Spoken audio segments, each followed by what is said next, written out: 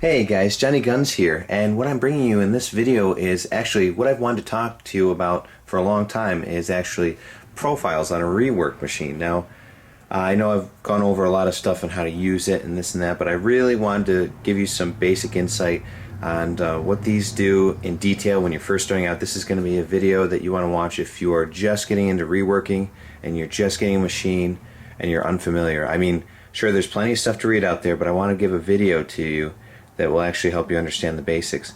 Now right here on a Scottle IR360 Pro, there's three things. There's going to be your top heater right here. This is the plates, and this will be for these plates right here, and that's going to be your temperature. It's going to be constant, and that's what you got to focus on in the beginning, but we'll get to that shortly.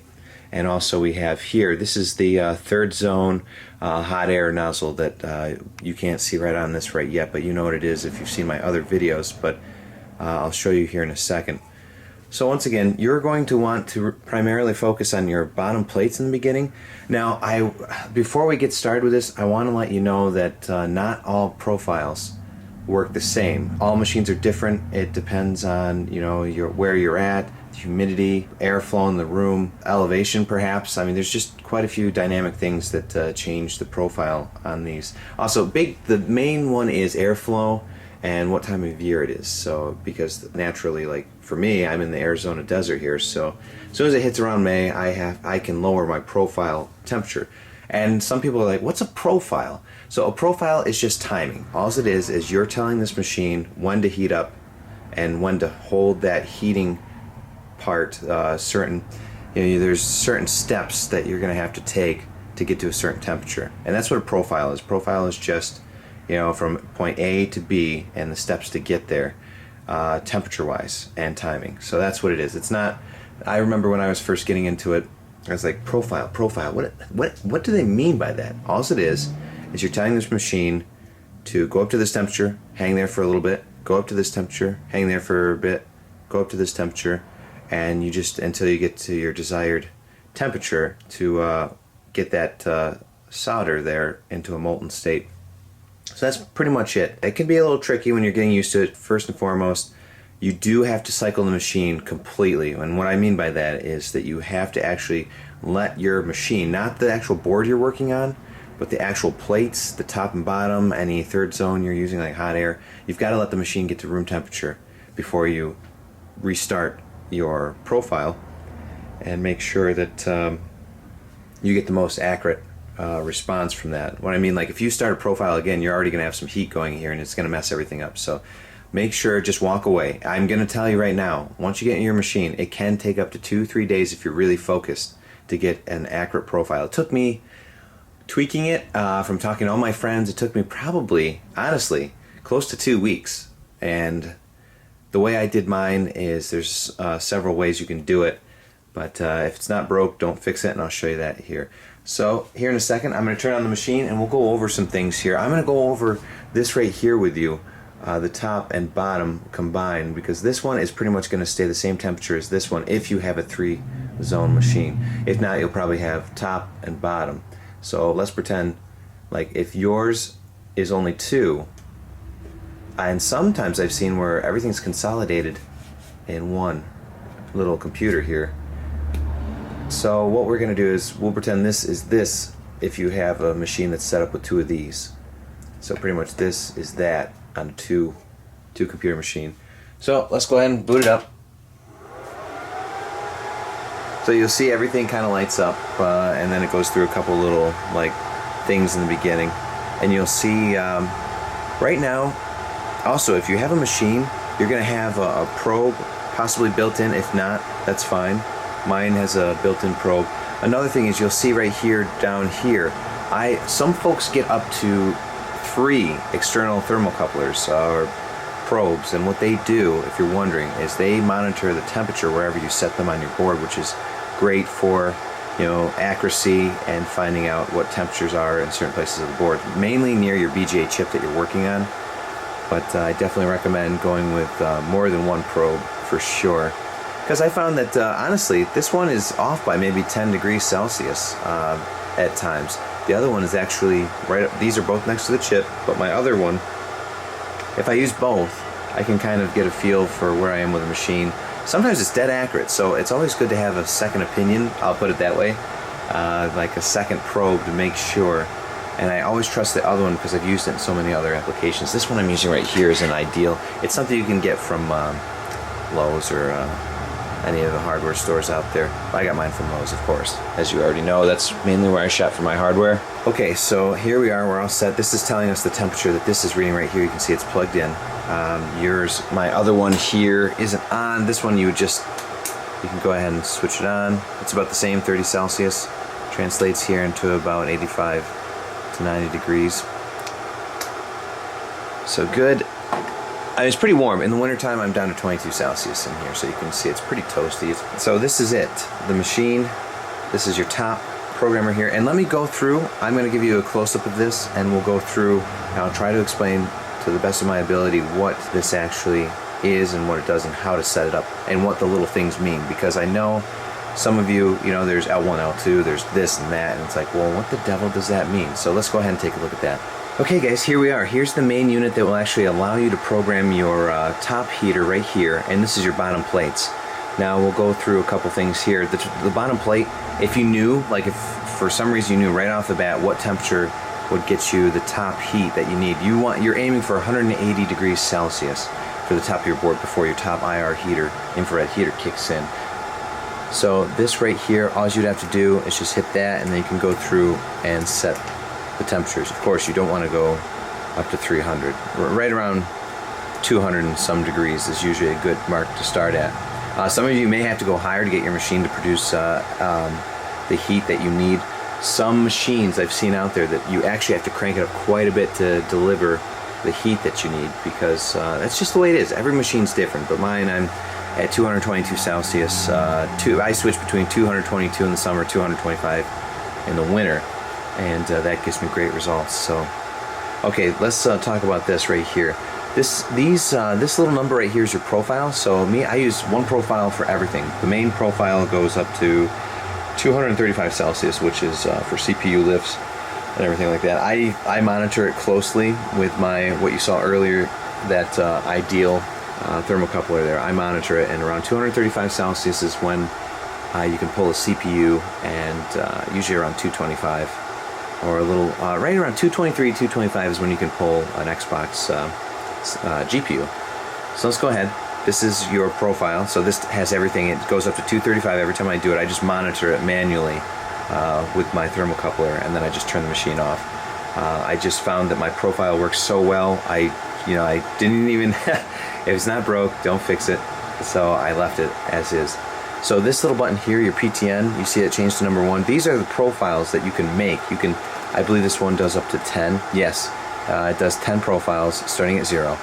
And what that means is you can actually set up multiple different profiles or steps to get somewhere. So each little PTN number here can contain an entire profile for you, which is nice. So I do have a profile on number 3, which is the top heater only. I turn the bottom heat off, and I can use the top IR heater to actually re-sweat the balls or re-weld the balls onto the actual BGA chip before fitting it to the board. So that's what 3 is for me. Okay, now that we know what profiles do here, or the PTN right here, that's what stores your profile under these numbers right here, so you can have many of those. Let's go ahead. When you hit this, you'll be greeted by R1. Yours is probably going to be set at 3.00. You want to make sure for a dark IR that you are going to be using 1.00. You want a slow climb that goes 1, 2, 3, like that. You don't want something that's going to jump up like 3, 6, 9, like right off the bat, like 3, 6, 9. What I mean by that is the temperature. Your temperature is going to climb like that depending on what this is set at. You want that at 1.0. R1 is always going to be 1.0 on a dark IR machine. You can even do it slower, but the best result is 1.0. This machine does everything perfectly for me, and I've always used 1.0. So R1, it's going to say R2, but that's going to be the next step. You're going to see different steps. You want to set all your R's to 1.0, and that's your rate of climb, and that's for a dark IR machine as well. You could go a little more aggressive with a hot air machine, but definitely dark IRs, you want to start with 1.0. So what we're going to do is we're going to hit power set on the lower right. You're going to be greeted with L1. This is the temperature. This is the temperature you want to hit. L is your temperature. Right now it's at 0, and I'll show you why. Because D is going to be for your dwell, and that's 300 seconds, which is 5 minutes. And why I have it set like that is because here I'm letting my bottom plates get up to full heat, which will translate into 180 Celsius before, when we hit power set here we are 300. After that kicks off, you're going to be hit with R2, which is always, your R is always going to be 1.0 on a dark IR, 1 degree a second. And then you'll see that I want to hit a target of 190 degrees for my first step on the top IR. So that's going to climb up, and my dwell for that is going to be 33 seconds. Once it hits 190, 33 seconds is what it's going to hang for, half a minute. And then you're going to see R3. Once it hits the 190, which I timed all this, and I'll tell you how I did that. Once again, 1.0. And then we're going to hit a temperature of 200 degrees. You don't want to go above 15 degrees per profile change. You want to keep it 10 to 15 degrees. So you'll see here, 200 for L3. Dwell, that's only 16 seconds. You can see that my board's going to get really hot really quick. So 16 seconds for that. Then we're going to go over to R4. That's the fourth step in my profile. That's at 1.0, of course. And then L is going to be 210 degrees. So right now we're past our leaded profile, but this is the whole profile I use. Depending on what I hit, I go by sight and feel by that. Then we're going to only dwell for 16 seconds. It doesn't take long once you're up into 195, 200. R5, we're going to keep that at 1 as well. And then you're going to see 220 degrees. So now we're going up towards pulling a lead-free BGA. That's only at 25 seconds. You can see that my timing here and there, it's not always specific to 16 degrees. You can't go by that. And then you'll see that R6, once again, everything's R is always going to be 1. L, 235, that's the temperature for that, and that's going to hang for 130 seconds. The reason why I have it hang so long is some CPUs really take some saturation to get them off the board. So R7, 1, 240 at 30 seconds. See, the profile keeps going, R8 if I need to, and it just keeps going. I usually never go past 240. So you could set that so that it would end right at 240, you know, after the hang time. So that's totally up to you. So that is my profile that you see, and these are at 225. Now what you have to do, I'll explain this in short, is that you have to sit down. You pretty much have to program in, you know, X amount of minutes in the beginning. Like you'll see here that I actually, L1, there isn't anything there, no temperature. I set the dwell point at 300 seconds. Once again, that's 5 minutes, because that's what I found it took that long for these bottom heaters up there, the bottom heater, to get up to 180 Celsius before I could turn on the top heater and actually finish off the job. So what you're going to have to do in the beginning is you're going to have to find out, and that's my thermocoupler going off there. It shuts down automatically for me, the standalone. But what you're going to have to find out is actually, you're going to have to find out what temperature your bottom plates are going to have to sit at, and how long it takes to get the top of your Xbox board to 180 degrees Celsius. I used to use 170, 175. I go at 80. It's, once the top comes in, it's real short. Not a lot of blasting on the top. So that's how I do it. It works fantastic for me. Everyone's different, so don't follow this as law. But this is just an insight on how everything works, because there's not a lot of videos. You know, everyone says every profile is different, but I at least want to give you some basic mechanics of how this works in programming. So once again, you get the machine out of the box, get everything cleaned off. So what you want to do is set this to some ridiculous time, like 10 minutes, for example. So you're looking at 600 seconds. And then what you do, see, it's at 300 seconds. You want to set that and set a temperature here. Don't set it for 180, because you're not going to hit that. If you set this for 180, it's going to be like 100 something on top of the board. It's not going to. So start out with a number like this. Try, you know, 210, 220. You may actually, with your machine, it may be more powerful than mine. I don't know about that, but you may find different. Just go ahead and try to find the right temperature for you to get that 180 degrees on top before your top IR heater kicks in.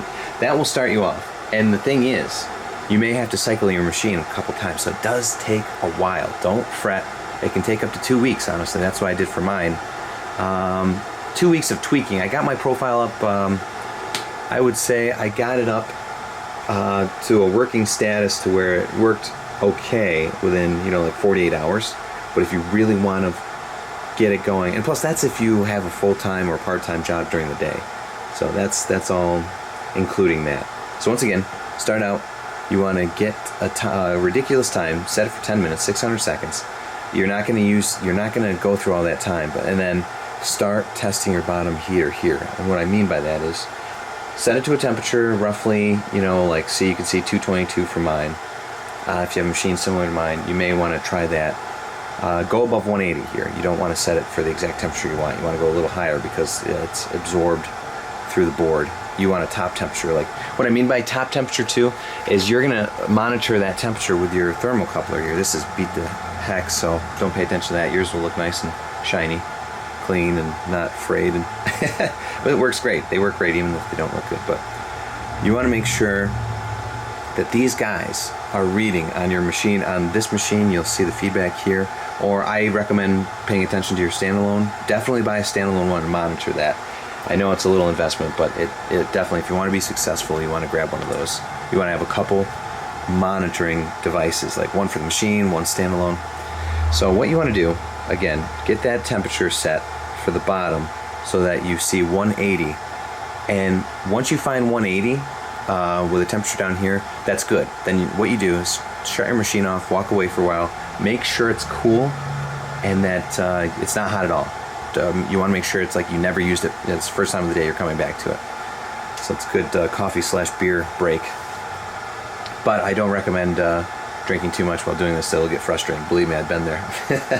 So once you get your temperature down to where the top of the Xbox board is at 180, then cool it down. And then the next thing you do is you time it. You start your profile. You're on the temperature that you know it will hit, and then you time it with a stopwatch. And once you hit that 180, that's when you click your stopwatch, and then you're like, okay, so it's X amount of minutes to get up to 180 on top. So that's where you're gonna get your bottom heat saturation profile. Like, that's where this starts. So as you can see, mine took a little. Now that I've played with mine takes about 3 minutes, but I find that I just really like to get it fully saturated, fully up to heat, and make sure everything is just completely hot. Like, there's no quick, like, I'm not going to warp anything. Both top, like, this is still warming up with the top. You could do that if you wanted to, like, kind of like bring it up and have the top come right in, but me, I saturate my board quite a bit. And the reason why I do that too, I get a lot of bolt mods in here, and I like to let it kind of iron itself out for an extra 2 minutes. And it does, it really does. It brings it, it still has a little dish, you know, the board's still a little dished, but it brings it back a little bit. So, okay, so R1 is your rate of climb, if you will, temperature-wise, but we're going to have 0 temperature in the first, and you can see 300 seconds, which is 5 minutes, that's my dwell, and right after that 5 minutes, it goes into R2, which is your rate of climb again. That's 1 degree a second, which then it climbs up to 190. And the way you do that is each time as you set, you know you want to hit 190. You know you want to. So that's a good spot to go. That's like a standard, if you will. Some people go a little less, a little higher, but it does make sense. So 190 would be the best one. So once you're at 190, and then you time it. Like, you'll set the first profile 190, and then you'll time it for something ridiculous, like a whole minute. And then you time it. As soon as it hits 190 on top of the board, like, you're not doing this hitting, like, not when this machine hits. Once the machine hits, you'll see this down here will hit 190. Then you time it, and then you look at your either this, or you look at your thermocoupler, your external one here. Whoops. And you go ahead and you wait until this reaches 190. That's your time from when this hits 190 to when this does, or this one too. But once again, I'm a stickler and I like to use the external monitor for the temperature. So that's how it works, and you just keep doing that. So for example, okay, I went ahead 190, dwelled for 33 seconds because that's what I found. As soon as this hit 190, like when the actual thing climbed up to that, and I hit my stopwatch, I found that it was only 33 seconds to get up to 190, real time, like real temperature on top of the board. So then that's what I entered, 33 seconds. And then I was able to click over to set and change that to 1. Then I change it. We only want to jump. I find it's a little nicer to the board to jump 10 degrees at a time. So you'll see that there's 200 degrees here. And once I saw it hit 200 degrees, once it got to 190 and then it climbed up to 200 here, I then hit my stopwatch and waited until it reached 200 on top of the board with my external thermocoupler. And that's where I got the 16. So 16, so then there we are to our fourth profile, which was 210 degrees, which is 10 degrees more than 200, obviously. And then I timed that once it hit 210 here. I timed it and it only took 16 degrees. Then we had to go over to R5, which is our fifth step, and another 10 degrees. That took 25 seconds, so it took a little longer. Sometimes these machines, once you get up into that range, they kind of sit for a second. Like, I don't know what it is, but some you'll see that they hang just a little, so you kind of got to bump up the time. But that maybe not with yours. You just have to time it. So we go to R6, 235, and you can see that's where I bumped up quite a bit higher. That's 15 degrees. So once I get up into CPUs are really brutal. Like, honestly, I haven't popped one yet. Popcorn, well, that's knock on wood down here, or my head. So I find that I really have to juice them up quite a bit once I get up into the CPU area. So there we are, 235, and we dwelled for 130 seconds, because once you get up into 235, that's about all you need. So 130 seconds, that's because I didn't actually time it. I just felt, 130 seconds. That's a little over 2 minutes. So I always shut it down. I just left it on that. And the thing is, once in a great while, for some reason, depending on the condition of the garage or the house you're in, I left it 130 minutes because I wanted to juice it up to 240 just in case I need to bleed up a little more heat into the chip to get it to move. Once again, CPUs are a little bit of a bear on Xboxes, so you kind of have to juice it up a little bit. And that was for 30 seconds. You can see anything 240, once you're up into 250, you're looking into like frying everything. So 8 is unseen for the most part. The only time is if I accidentally forgot I was doing a profile, which I haven't done, because I have a mental checklist when I do everything, which, it'd be neat to make a checklist for you in the future that you could download and, go over it. Believe me, I mean, you can memorize this stuff easily, but checklists are nice, for sure. I guess it comes with the whole pilot thing. And making a checklist, you just go over everything. So that's pretty much it. In a nutshell, you are going to find your temperature via programming this for a crazy random time, like 10 minutes, for example, 600 seconds. You're going to keep running that profile, and what you want to do when you set it, your L1, you don't want any temperature because that's your top heater. You want to program D, which is your time, how long it's, until the next profile. D is for the next time, or the time that it's going to hang there. R2, once again, we're at 1 for rate of climb, temperature-wise. And there's 190. So, first things first, go with something like right around this. Like, you'll see people on the forums, they'll recommend like 210 degrees, or there's so many recommendations depending on what machine you have. So as you can see.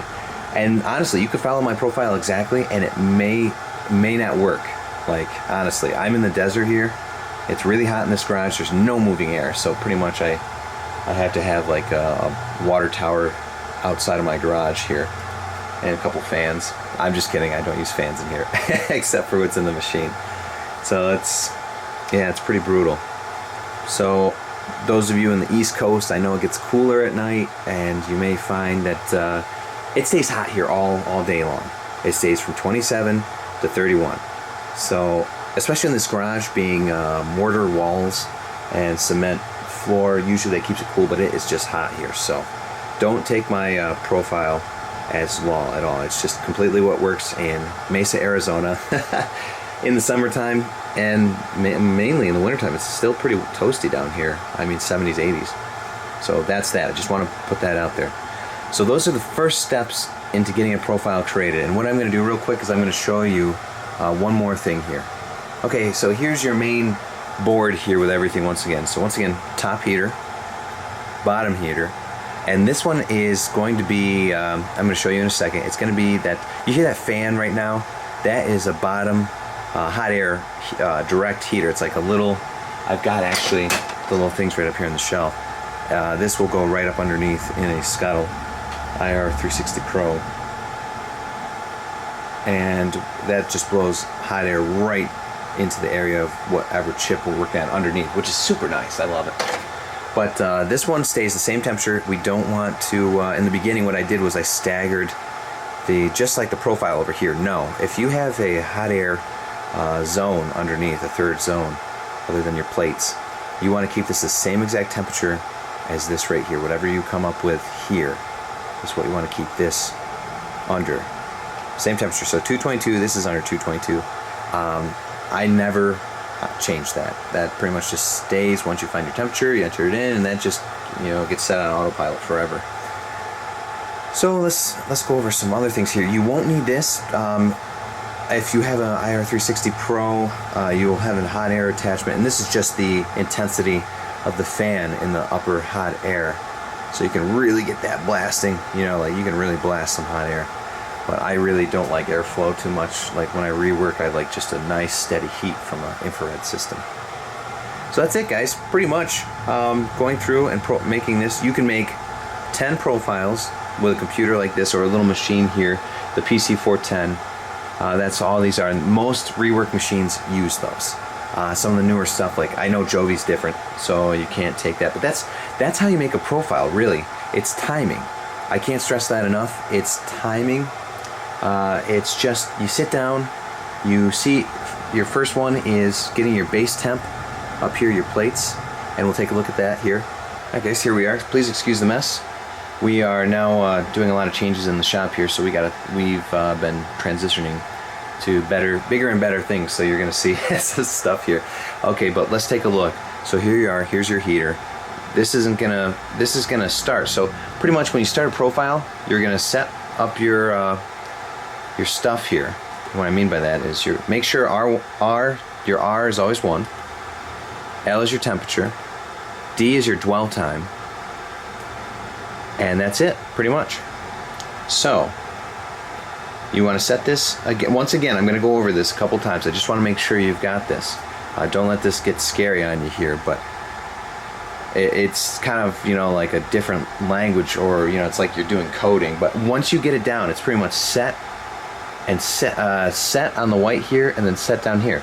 That's it. And these little arrows make it go up and down on the right, so it's not that difficult. It seems like, what are all these buttons? But once you know what they do, it kind of, everything else goes out the window, and you're totally fine. So you would hit set, and that will let you go through everything. You can blast through and take a look at your profile really quick. Just go and make changes whenever you want. So here, once again, you start off with setting a ridiculously long, you know, like profile with no temperature for the top. And that allows it to, when you hit start, I'll show you, for example, this light will come on, and right now I can feel my bottom plates heating up right now. So that's it. And then once they heat up, and once you find the temperature that works for you to 180 Celsius on the top, you hit stop, and then you know how long to program in here, and that's for everything. So the next step, so in R2, once again, 1 for rate of climb of degree, how many degrees it's going to go up per second, and then you set it to the next temperature. So most profiles are like 190 to 200 to 210 to 220, 235, and you don't really want to go after that. It's about 235 to pull off a CPU on an Xbox 360 fat model. I've never done the G CPU on the Slims yet, but I'm getting into that actually this week, so that'll be interesting. I think I'm gonna bring you a video of that later on this coming weekend. So that's how to set up a profile on these kind of machines. Like these machines, like anything, the Scottle and the Achi and some of the other ones, Hantan and stuff like that. That's how you get these here. These all work the same on those, but it's a matter of dynamics for your environment. The plate, it's like just getting everything, tuned in. So it's going to take a while. Don't fret. Don't get nervous. Just keep calm and, reflow on. So I'm just kidding. But yeah, that's it. Find your temperature in the base plates first. Then go about timing your profiles each step. Just, that's what it is. You know what temperatures you need, more or less, like from browsing forums. And you just got to figure out how long it's going to take your machine to get there. And that's it, guys. So recommendations: get an external thermocoupler. That's a must. Some folks do up to 4. Can you believe that? They get up to 4. Like, they measure every side, and they really, I've seen it. And usually three is you're getting pretty high. You can have the machine and 2 externals. I mean, that's totally acceptable. That's, if you want to be that accurate, that is up to you. And if you have the money to spend, definitely.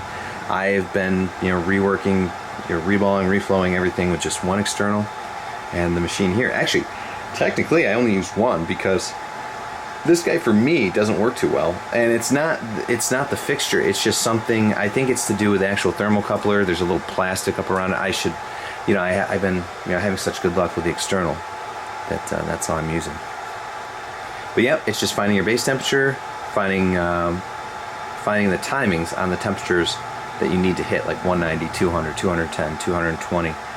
You can go up to 230. You could space out a little longer, but I usually find that once I'm up 223, 225, I'm golden for a GPU lift. Thanks for watching this video, guys. I appreciate your time and interest in BGA reworking. It's definitely an awesome field to get into, and mad respect from your friends, because they just don't even understand, why we'd want to do this stuff. It's all the passion and the excitement of, repairing and just understanding this neat stuff that we do. So guys, if you have any questions, please leave it for me. I will do my best to answer. Now I have a lot more time to do that.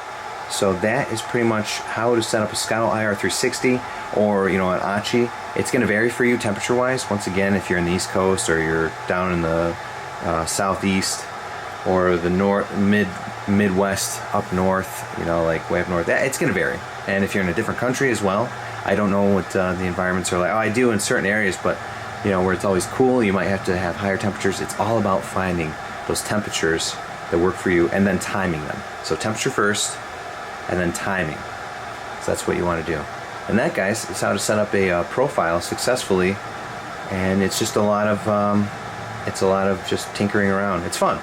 It's exciting. Once you're done, though, it all goes away. All the the headache of setting it up just melts away, and then you just have fun making a profile. And again, guys, thanks for watching. This has been a Johnny Guns video here for a Scottle IR360 or Achi or any dark infrared system with plates, or a 3-zone system like this. Anything from this kind of manufacturer. So alright, guys, you have a nice one there, whatever's going on. I hope you're doing well, and we'll catch you in the next video. See you guys.